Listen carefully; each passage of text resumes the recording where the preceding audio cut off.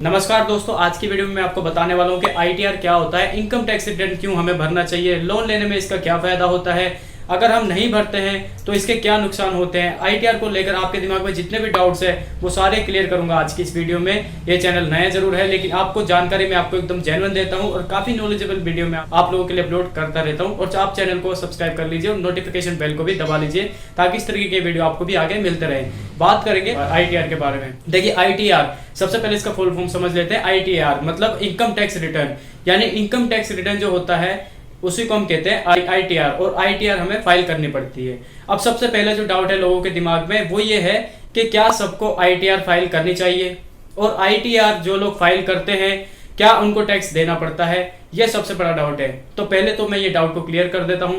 देखिए, आईटीआर उन लोगों को फाइल करनी चाहिए जो लोग पैसा कमाते हैं, यानी कि अर्निंग करते हैं, चाहे वो अपना बिजनेस करते हैं या फिर कहीं भी वो जॉब करते हैं, प्रोफेशनल है, मतलब जो भी व्यक्ति अर्निंग करता है वो आईटीआर फाइल कर सकता है। और अगर आप अर्निंग नहीं करते हैं तो फिर आपको आईटीआर फाइल करने की कोई जरूरत नहीं है। आईटीआर जो फाइल होती है वो आपके पैन कार्ड के बेस पे होती है, यानी कि आप जब बैंक में अकाउंट ओपन करवाते हैं तो वहां पे आपसे पैन कार्ड मांगा जाता है।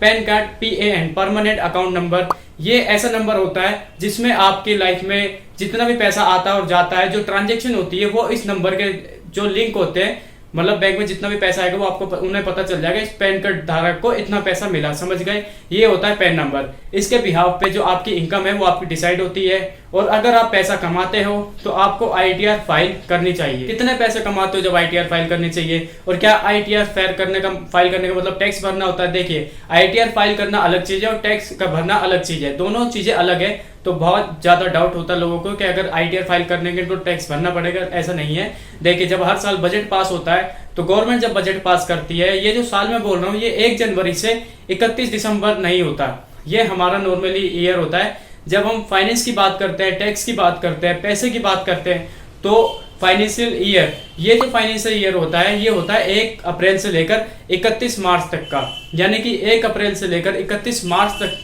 फाइनेंशियल ईयर होता है। इस ईयर के अंदर आप जितना भी पैसा अर्न करते हैं, चाहे जॉब के थ्रू करें, चाहे आप बिजनेस के थ्रू करें, या फिर आप पर्सनल या किसी भी तरह की आप सर्विस करते हैं, किसी भी तरह का पैसा अर्न करें, तो यहाँ पे आप आईटीआर तो फाइल कर सकते हैं। आईटीआर फाइल करने का मतलब सीधा सा अगर मैं एक लाइन में समझाऊं तो गवर्नमेंट को ये जानकारी देना है कि मैंने इस साल में कितना पैसा कमाया है, इसका मैं ब्यौरा दे रहा हूँ। हालांकि गवर्नमेंट अगर चेक करेगी तो आपके पैन कार्ड के बेसिस पे वैसे भी वो चेक कर लेगी, लेकिन मैं अपना ईमानदारी से मैं ब्यौरा दे देता हूँ आईटीआर फाइल करके कि मैंने भाई साहब इतना पैसा कमाया है। इसके अलावा गवर्नमेंट की जो हर साल स्लैब बनाई जाती है इनकम टैक्स की, कभी कभी ऐसा होता है कि आप 2.5 लाख से ज्यादा कमाते तो आपको इतना % टैक्स देना पड़ेगा, इतना कमाते तो आपको इतना % टैक्स देना पड़ेगा, अगर 5 लाख कमाते तो आपको इतना देना पड़ेगा। अभी अगर मैं फिलहाल की बात करूं 2023 की, जब मैं ये वीडियो बना रहा हूं, तो 5 लाख रुपए से अगर आप कम कमाते हैं तो आपको टैक्स नहीं देना पड़ता, और 5 लाख से अगर आप ऊपर कमाते हैं तो आपको टैक्स लगना स्टार्ट हो जाता है, या 5%, 10%, 30% तक ये जाता है जितनी आपकी इनकम बढ़ती जाती है। अब यहाँ पे मान लीजिए 1 साल में 5 लाख रुपए तक की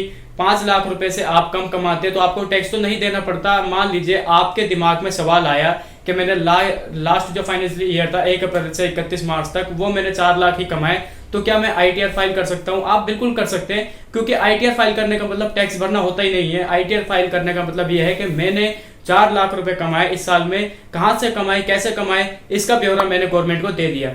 अब गवर्नमेंट कहेगी कि आपकी जो जानकारी में मुझे मिली है वो आपने 4 लाख कमाया, लेकिन ये तो हमारी इनकम टैक्स में 5 लाख तो कोई टैक्स है नहीं, मतलब आपको टैक्स नहीं देना, सिर्फ और सिर्फ आईटीआर ही फाइल करनी है, समझ गए।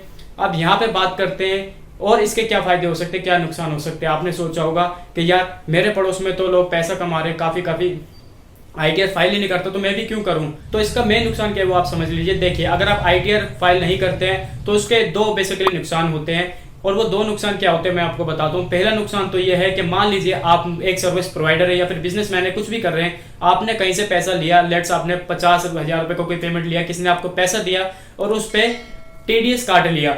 मान लीजिए उसमें आपको 1 लाख रुपए दिया आपने, उसने आपको लेकिन 10% अपना टीडीएस काट लिया। टीडीएस होता है टैक्स डिटेक्शन सोर्स। अगर आप बहुत ज्यादा कमेंट करेंगे तो टीडीएस के लिए मैं अलग से एक वीडियो बना दूंगा और आपको प्रॉपर समझा दूंगा। अभी आपको मैं शॉर्ट में बता देता हूं। तो 10% टीडीएस कंपनी ने काट लिया, और वो टीडीएस जो है आपको गवर्नमेंट को जमा करा दिया कंपनी ने आपके पैन कार्ड के आपके ब्याज पे। और आपको 90,000 का पेमेंट कर दिया। अब मान लीजिए आपने पूरे साल में ऐसे करके 4,70,000 रुपये कमाया, तो आपको टैक्स तो नहीं लगना चाहिए, लेकिन जो टीडीएस उसने जमा करा दिया वो आपको वापस मिलना चाहिए। तो हम क्या करेंगे, हम एक आईटीआर भर देंगे कि हमने तो हम गवर्नमेंट को एक ब्यौरा देंगे, हमारी जानकारी देंगे कमाई की, कि हमने तो साल में 4,70,000 ही कमाए हैं, तो हमारा टैक्स तो फ्री है, क्योंकि 5 लाख तक की स्लैब है फिलहाल।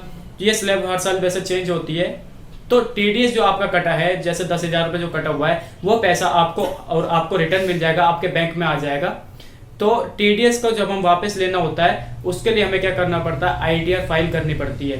पहला ये नुकसान हो जाता है, अगर आप आईटीआर फाइल नहीं करेंगे तो आपको जो टीडीएस है वो वापस नहीं मिलेगा। दूसरा नुकसान देखिए, आप जो भी पैसा कमा रहे हैं किसी भी तरीके से, आजकल सब कुछ डिजिटल है, तो गवर्नमेंट ने हर जगह पैन कार्ड लिंक करवाया हुआ है। आप पैसे ले रहे हैं या फिर आप दे रहे हैं, बैंक में पैन कार्ड लिंक है। तो अगर आप ज्यादा पैसा कमाते हो तो भाई क्या होता है कि जो पैन कार्ड में जो ट्रांजेक्शन होती है, बैंक की जो जानकारी है वो इनकम टैक्स को देता है।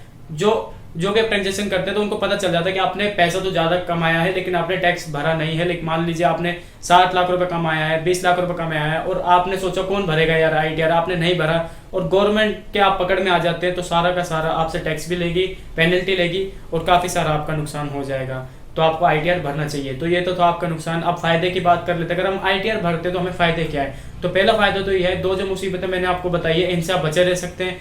पहले आपका टीडीएस भी टाइम पर आपको मिल जाएगा, और आपको कभी भी इनकम टैक्स का कोई नोटिस नहीं आएगा जिसका आपको जवाब देना पड़े। अब बात करते हैं दूसरा फायदा है, आप एज ए इंडिया ऑनेस्ट भी हैं, क्योंकि सही मायने में जो देश की सेवा करना होता है वो टैक्स भरना भी होता है। तीसरा इसका फायदा ये है कि मान लीजिए अगर आपको कभी लोन लेना पड़ जाए, तो जब आप लोन लेंगे बैंक से, तो बैंक कहेगा कि 3 साल का आईटीआर दिखाइए। तो वो ये देखना चाहता है कि आपने 3 साल में कितना पैसा कमाया, और वो आईटीआर में समझेगा कि आपने कितना पैसा आपने कमाया है, आपकी करियर ग्रोथ हो रही है या नहीं हो रही है, उसके हिसाब से कैलकुलेशन करके वो आपको लोन देगा।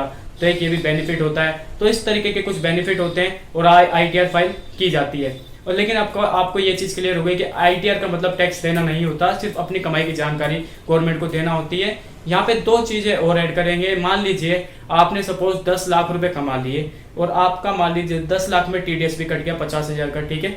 अब अगर जब मैं आईटीआर भरूंगा तो 10 लाख तो ज्यादा है, स्लैब में तो हमारा 5 लाख की है, तो मुझे टैक्स देना पड़ेगा। तो मेरा जितना भी टैक्स बनता है, मुझे वो जो 50,000 जो मेरा टीडीएस कटा है वो माइनस होके मुझे जो बचेगा वही टैक्स मुझे देना पड़ेगा। यानी जो टीडीएस कटता है वो अपना ही होता है। बात करते हैं दूसरा बेनिफिट मैं आपको ये देना चाहूंगा कि देखिए इसमें क्या होता है, जैसे मान लीजिए टैक्स ले भी है कि 5 लाख से ऊपर अगर आप अर्निंग करते हैं एक फाइनेंशियल ईयर में, तो ही आपका टैक्स एप्लीकेबल है। लेकिन इसके अलावा आपको काफ़ी सारी छूट मिलती है, टाइम 28 की भी काफ़ी सारी छूट हो, ये छूट का भी आपका काफ़ी बेनिफिट मिलती है। यानी कि एग्जाम्पल से अगर मैं आपको समझाऊं, तो जैसे कि एक छूट मिलती है कि आप 1.5 लाख रुपए की 5 साल के लिए एफडी कराते हैं, तो आपकी इनकम में से कम हो जाती है। यानी मान लीजिए आपने 6.5 लाख रुपए कमाए और आपने 1.5 लाख की एफडी करा दी, तो उसकी छूट मिल गई 1.5 लाख की, तो 5 लाख इनकम मानी जाएगी, तो टैक्स नहीं लगेगा, क्योंकि 5 लाख की स्लैब है। तो ऐसे बहुत सारे टैक्स में जो है नियम है। तो कुल मिला के आपको आईटीआर भरनी चाहिए। और आपके दिमाग में जितने भी आईटीआर को लेकर डाउट थे मैंने क्लियर कर दिए। फिर भी अगर आपके दिमाग में कोई डाउट है तो आप मुझे कमेंट सेक्शन में लिख के बताइए। अगर मुझे लगेगा कि इस पे एक और वीडियो बनाया जा सकता है तो हम बिल्कुल बनाएंगे। और इस चैनल को सब्सक्राइब करके रखिए, क्योंकि पैसों की बात इस चैनल पर बहुत अच्छे तरीके से बताई जाती है, क्योंकि बहुत ही ज़्यादा जरूरी है जीवन में पैसों की बात को समझना। तो चैनल को सब्सक्राइब कर लीजिए, साथ के साथ वीडियो को लाइक भी कर दीजिए, अपना मनपसंद कमेंट भी कर दीजिए। मैं मिलता हूँ दूसरी वीडियो में एक नए टॉपिक के साथ। जब तक के लिए टेक केयर, बाय बाय।